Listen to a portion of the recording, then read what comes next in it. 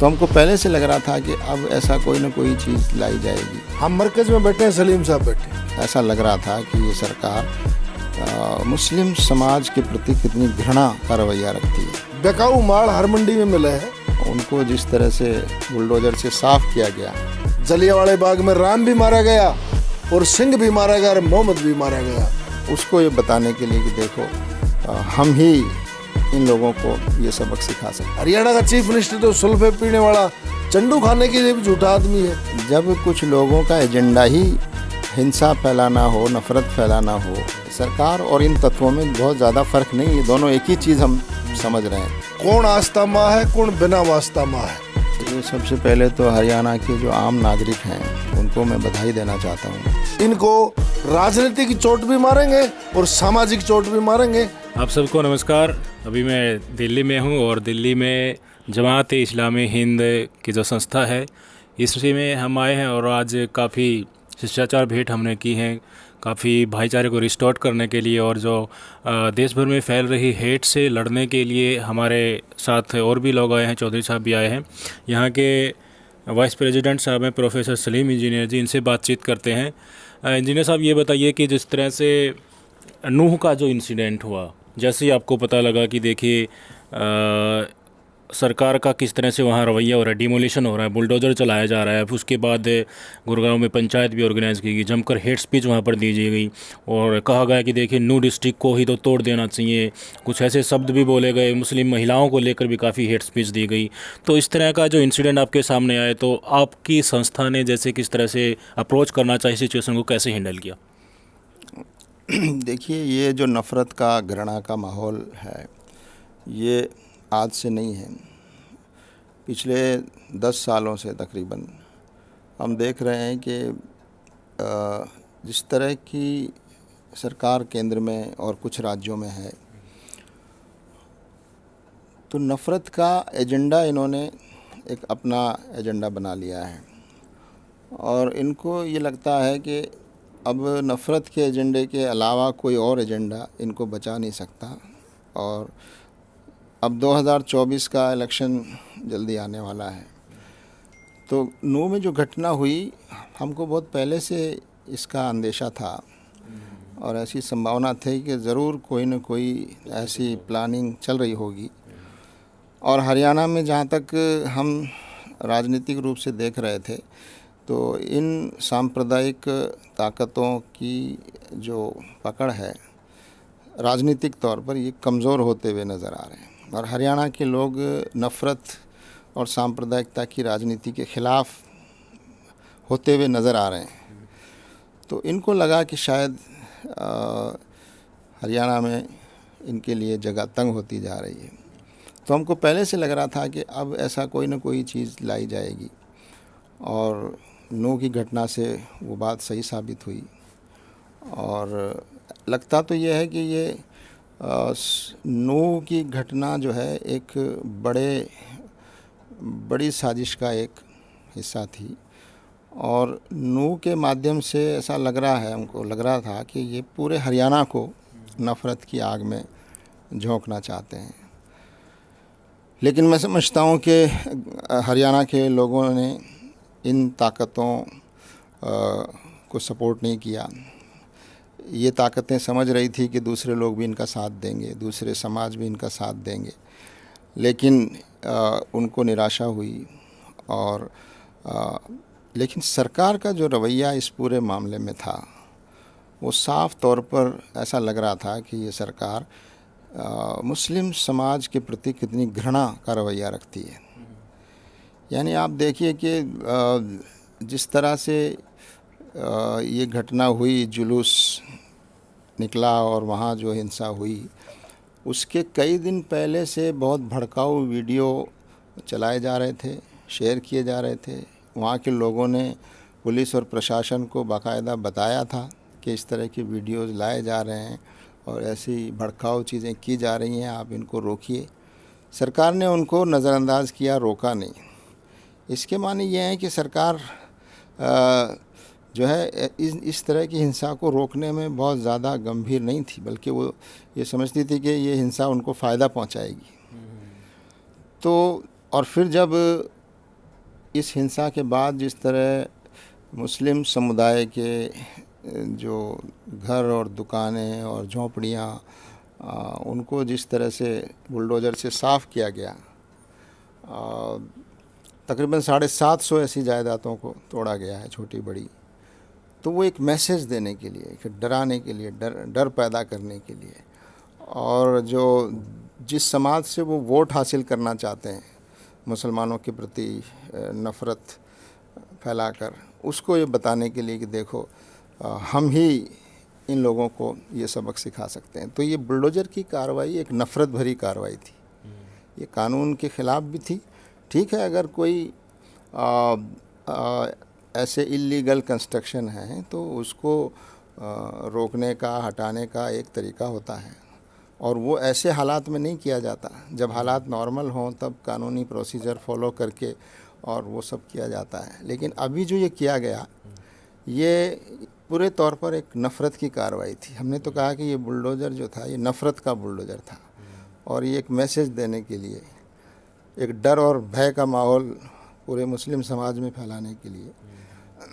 तो ये एक बहुत ख़तरनाक रास्ता है जो हमारी मौजूदा हरियाणा की सरकार ने और केंद्र सरकार ने अपना रखा है।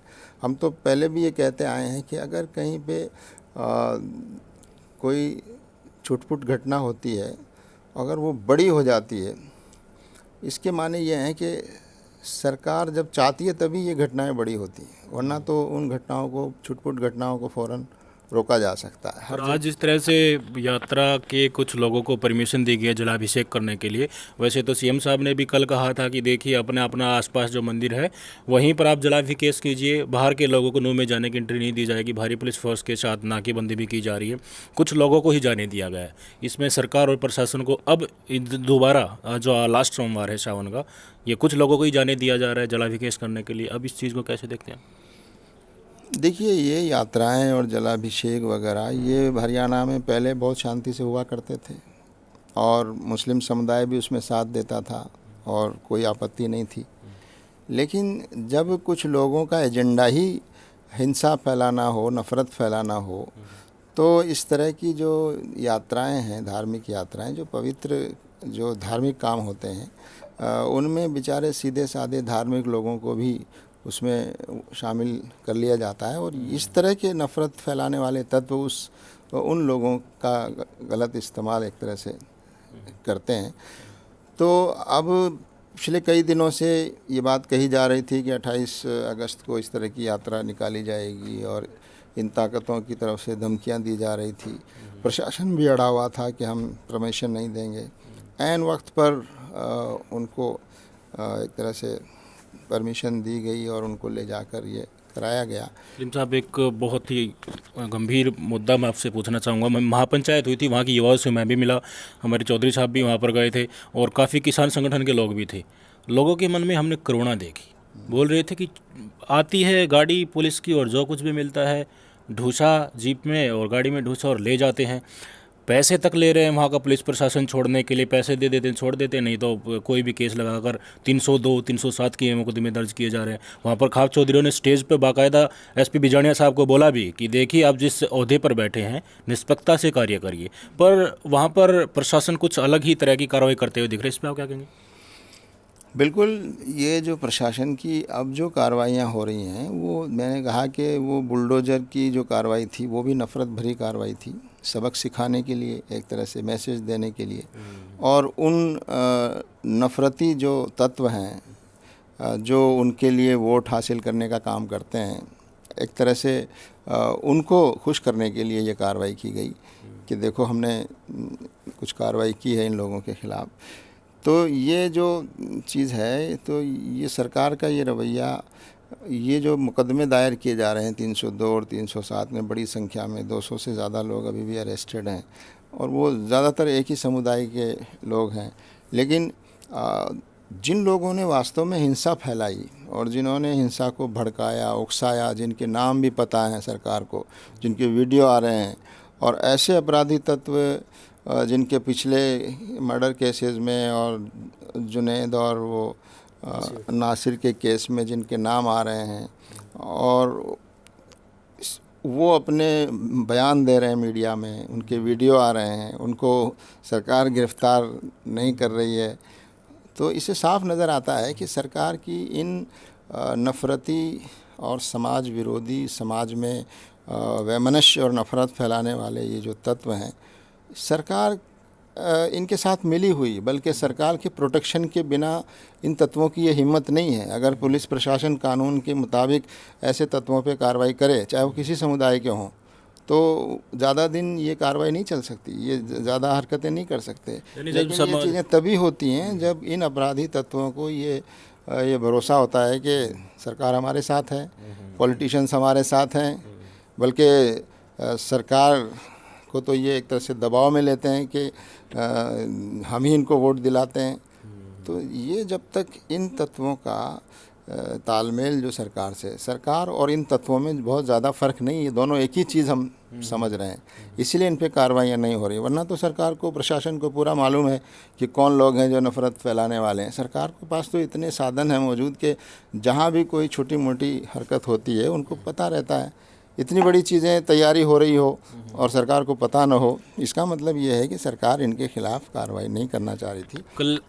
कल की जो मीटिंग हुई, वो परसों की जो मेवात में महापंचायत हुई, उसमें बिल्कुल साफ कर दिया, जो नेता वहाँ पर थे जिन्होंने बड़ी संख्या में समर्थन भी किया था, इन दंगों को और ज़्यादा सुलगने से बचा लिया था जाट समाज के लोगों ने, किसान नेताओं ने, खाफ चौधरी ने, और महापंचायत ने बिल्कुल क्लियर कर दिया कि देखिए हिंदू भी दो तरह के हैं, एक नागपुरी हिंदू है और एक भारतीय हिंदू ही। राकेश टिकैत साहब ने खुद बोला है, और एक तरह से चिन्हित कर दिया कि यही कुछ चुनिंदा लोग हैं जो नफ़रत को अपने आगे रखकर किसी पार्टी का राजनीतिक एजेंडा चमकाने की कोशिश करते रहते हैं। पर हम ट्रैक्टर यात्रा भी निकालेंगे अगर उनकी यात्रा बड़ी संख्या में पहले की तरह निकलती थी। किसान और खाफ चौधरियों ने भी वहाँ पर कहा, एक बड़ा तबका नफ़रत के खिलाफ सलीम साहब उतर कर आ गया है।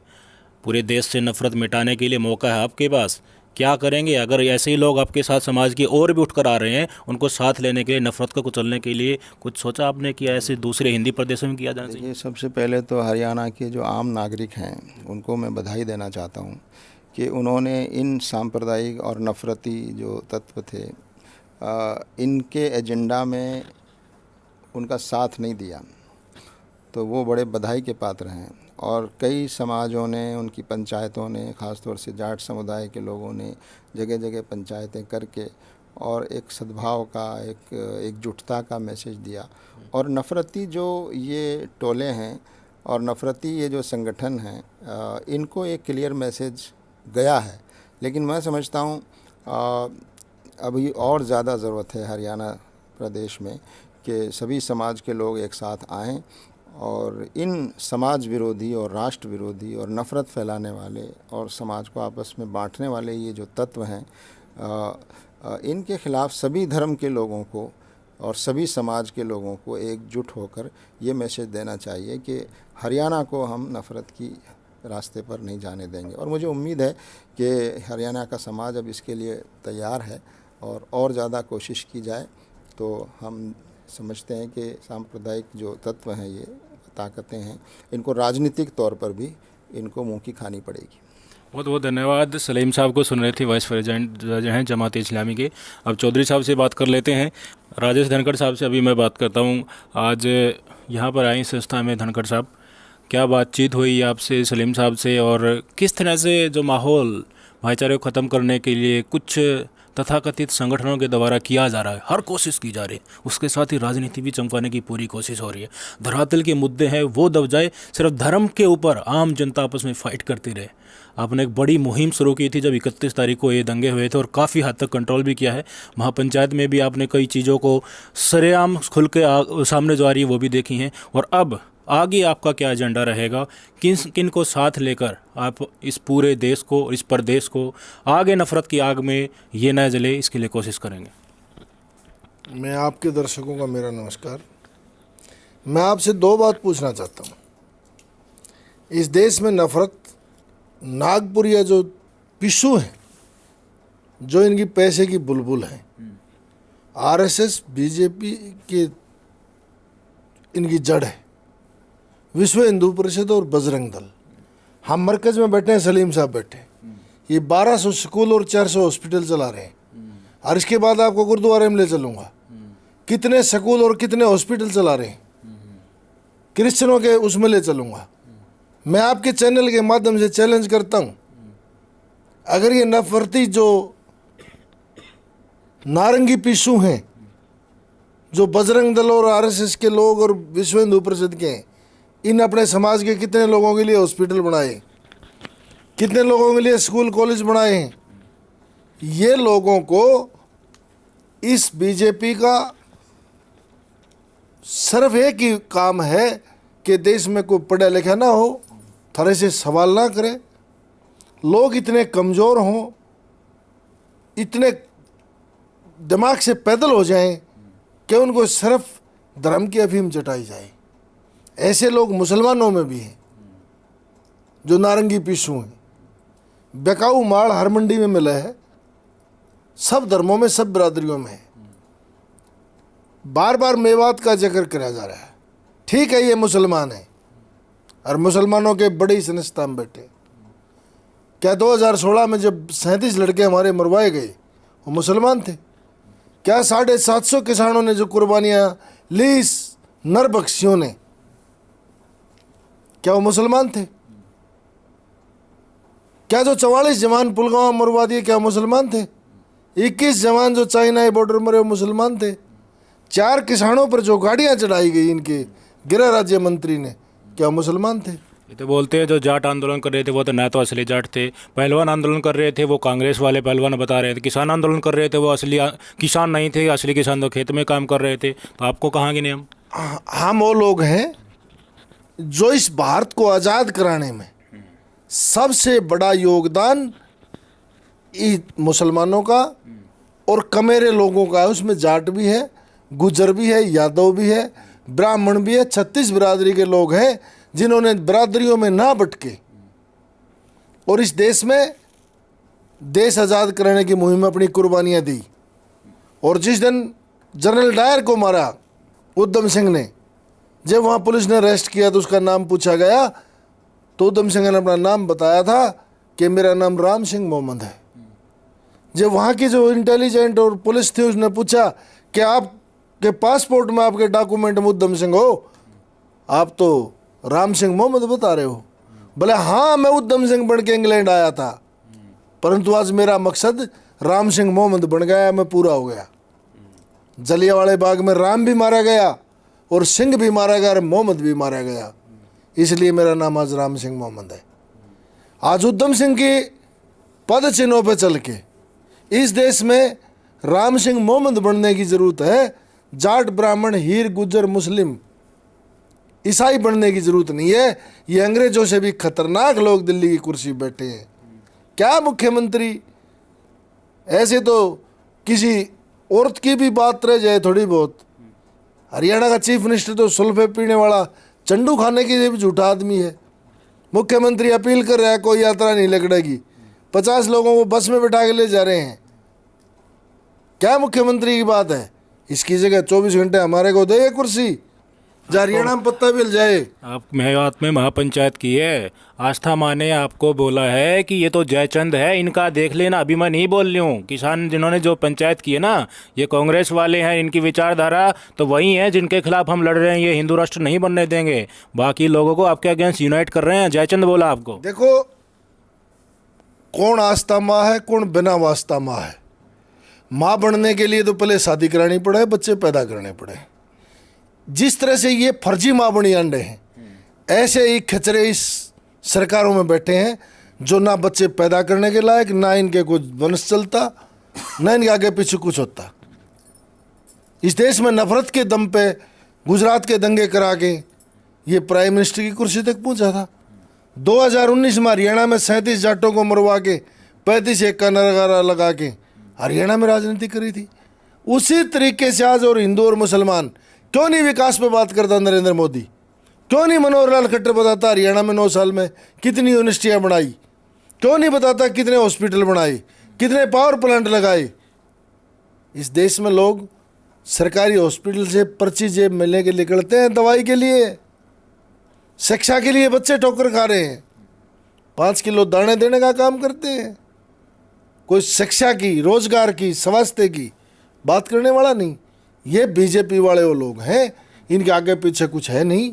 हिंदू मुस्लिम, जाट नॉन जाट, 72 गुजर मरवा दिए राजस्थान में बीजेपी की सरकार थी, वो मोमडन थे। मराठा मरवा दिए, पटेल मरवा दिए, जाट मरवा दिए, गुजर मरवा दिए, कहीं मुसलमान मरवा दिए, कई किसानों पे गाड़ियां चढ़वा दी, कहीं क्रिश्चियनों की बहन बेटियां नंगी घुमा दी गई। और मैं पूछना चाहूँगा आपके चैनल के माध्यम से, जो ये दिल्ली में बैठा है शासक सारंगी लागा बाप, उससे भी खतरनाक, क्या इसके राज में बेटियों को गाड़ा घुमा के गुप्तंगों में हाथ डाला जाएगा? अगर ये प्रधानमंत्री राष्ट्रवादी है तो बिल्डोजर वहां क्यों नहीं चलाया मणिपुर में? कारगिल के सैनिक की औरत को उसके सामने नंगी करके इज्जत लूट ली गई, उसने मीडिया के सामने रोना पड़ा। वहां बिल्डोजर नहीं बनते क्या मणिपुर में? ये तो राष्ट्रवादी है बहुत बड़ा। ये तो स्वीकार तो किया ना, अमित शाह ने खुद बोला है संसद भवन में, ठीक है वहाँ तो चीज़ें ऐसी हैं, वहाँ तो मिलिटेंसी है, काफ़ी लंबे समय से चला आ रहा है ये चीज़ें, पर स्वीकार किया जो हो जाती हैं ये चीज़ें, तो बोल रहा है। नहीं, उस सैनिक को कहाँ न्याय मिला? उस सैनिक को न्याय कहाँ मिला? ये सारा का सारा, ये तो सैनिकों का बहुत बड़ा दिवाली मना रहा है, सैनिकों के साथ जाके बर्फी खा रहा है। फोटो शूट कराने वाला प्राइम मिनिस्टर है, ये काम करने वाला नहीं। फोटो तरवाने के लिए चला जाएगा आर्मी के बीच में। वो आर्मी का जवान नहीं था जिसकी औरत को नंगा करके घुमा दिया, उस नंगा करने वालों को अरेस्ट कर लिया। इनका एजेंडा आपको पता चल गया है, आपने बहुत कोशिश भी की है शुरुआत से।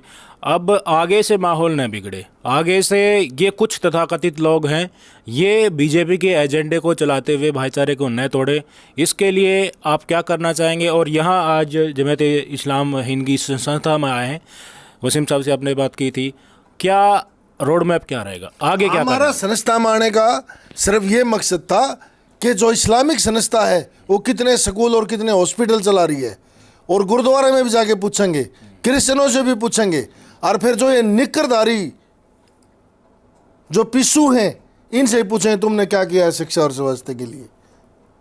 और अगले आपके चैनल के माध्यम से बता रहे हैं कि कोई ना कोई ऐसा संगठन तैयार करेंगे जो जाट ब्राह्मण हिंदू मुस्लिम ना करके ये देश में क्रांतिकारियों का संगठन हो, और जो ऐसी ताकतें हैं देश विरोधी उनको मुंह तोड़ जवाब देंगे, और इनको राजनीतिक चोट भी मारेंगे और सामाजिक चोट भी मारेंगे, और इनको रात को भागना भी पड़ेगा।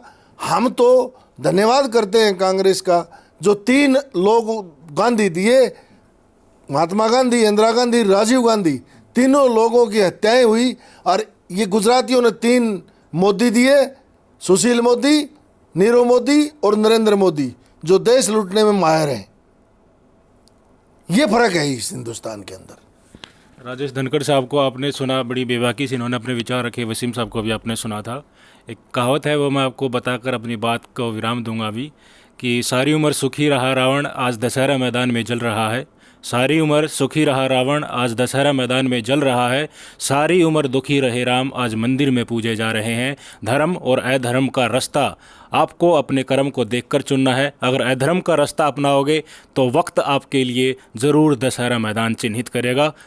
सोच आपकी है, नज़रिया आपका है, कर्म आपके हैं। अगर नफ़रत परोसोगे तो उसका रिजल्ट आपको ज़रूर देखने को मिलेगा। नमस्कार।